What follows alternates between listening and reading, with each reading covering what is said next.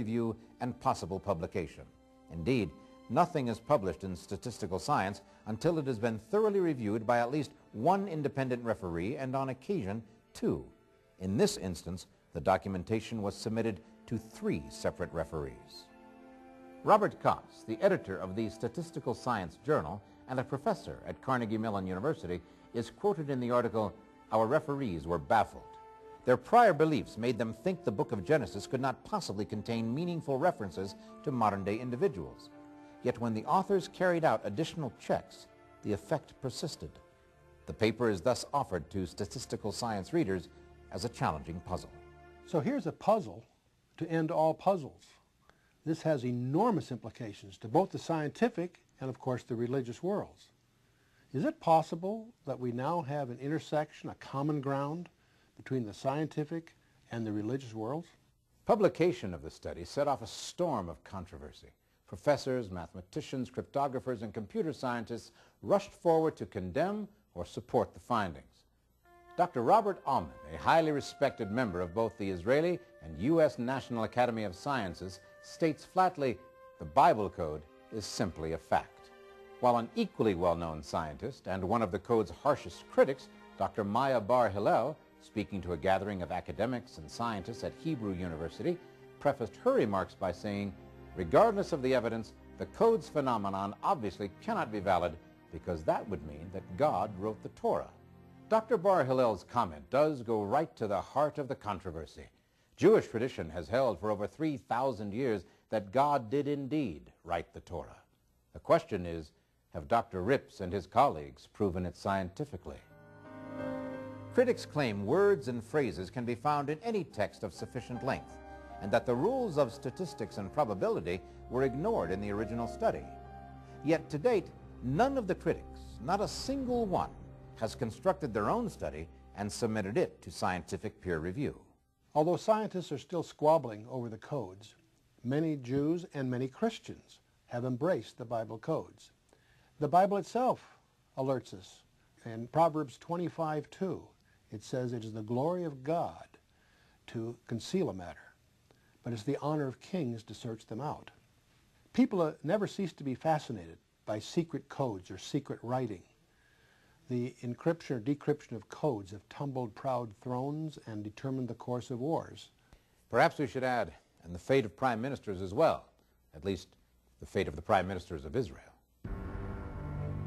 A year before the assassination of Israeli Prime Minister Yitzhak Rabin, Michael Drosnin, formerly a reporter for the Wall Street Journal and the Washington Post, found the prime minister's name in the codes and in conjunction with it, the word assassinate. He tried desperately to get Rabin to heed the warning, but without success. Within a year, Rabin was assassinated. Sometime later, Drosnin discovered the name of another prominent Israeli politician in the code, but this time, the message was different. We found Prime Minister Netanyahu, and then running across his name, elected, and his nickname Bibi. And when I found that, I was worried because everyone knew he was going to lose that election. There was no question that Perez was going to win. Every poll showed it. And I called up Dr. Rips in Israel, and I said, "Eli, look what I found. What can this mean? The code is surely wrong."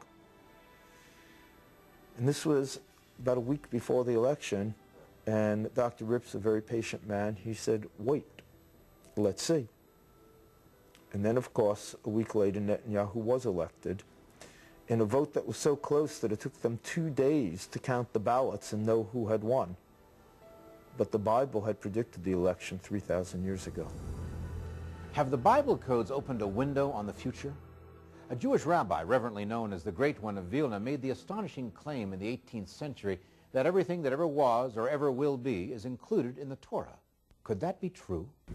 Among the questions that get asked is, since these codes seem to evidence events that occurred far after the Torah was written, is it possible to use the codes to foretell the future? And the answer to that is a resounding no. The Bible expressly prohibits any form of divination. Fully 1/3 of the Bible is about prophecies of the future. These prophecies are about the end time, a coming Antichrist, and about the mark of the beast economic system known as 666. The Bible does prohibit seeking the future through fortune tellers, witches, even astrologers. But to put the Bible code in the same class as fortune tellers is an insult to God. What have the code researchers actually found in the pages of the Torah? What about the remaining books of the Old Testament?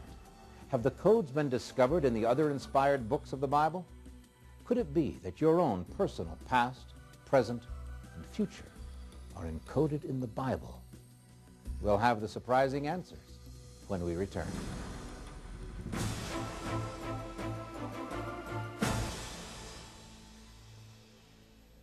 This book became the best-selling nonfiction book of 1997, which made the assassination of Israeli Prime Minister Yitzhak Rabin the most well-known event predicted by the Bible Code.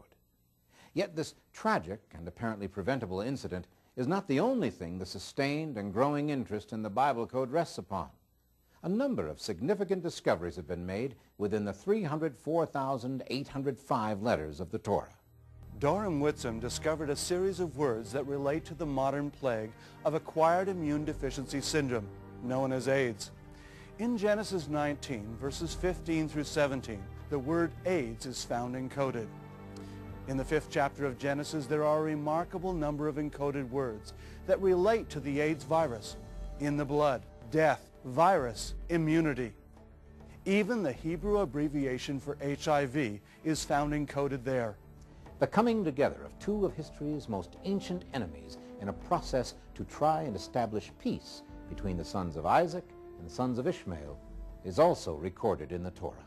The Middle East peace process has captured the attention of the world the past few years.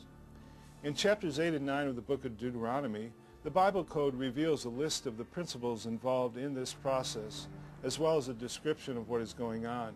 We find the words peace and treaty along with Israel, Arafat, PLO, Yitzhak Rabin, and Shimon Peres. One wonders if perhaps the Great One of Vilna was not correct when he suggested that all our futures are to be found in the Code. The research has been going on for barely a decade, yet the amount and variety of information already found encoded in the Bible is truly amazing. How much more is there yet to discover? Over 2,000 years ago, King Herod the Great had a building constructed around a cave in Hebron that contained the tombs of Abraham, Sarah, and other ancestors, today honored by Muslims, Christians, and Jews alike. It is called the Cave of the Patriarchs. Here on this sacred spot in March 1994, an American doctor, Baruch Goldstein, a descendant of the survivors of the 1929 Arab massacre of Jews living in Hebron, shot and killed 39 Muslim worshippers in a mad act of revenge. So far, the Cave of the Patriarchs, Baruch, Goldstein, revenge, and even the year 5689 in the Hebrew calendar 1929, and El Fatah, the name of the PLO, have all been discovered in the Bible Code in this passage. With so many new discoveries, the question being raised by many code researchers today is, can tragedies like this be prevented now that we have the ability to uncover the coded messages? The debate over whether or not the codes allow us to see into our own future has not yet been resolved. Later in the program, we'll look at the massive research being done in this area, but for now, let's stay with what has been found. Happily, not all of it has to do with tragedy. One of the most interesting of all the discoveries made by Weissmandel, in addition to the Torah sequence that we looked at earlier, is the discovery of the name of one of the most beloved Jewish rabbis, Rabbi Moses ben Maimonides, who is known as Rambam. Rabbi Weissmandel found the name encoded at a 4-letter interval in Exodus 11, verse 9. What's even more remarkable is that in the same passage is encoded the principal work of Rambam, the Mishnah Torah, which is the work that codifies the 613 commandments that obligate the Jews even to this day. From the first letter of the first word, Mishnah, to Torah is 613 letters, and they're encrypted with an interval of 50 letters. What makes this so remarkable is that from the giving of the first commandment in Egypt unto the 613th commandment at Mount Sinai was exactly 50 days. Now, it's been estimated that the probability of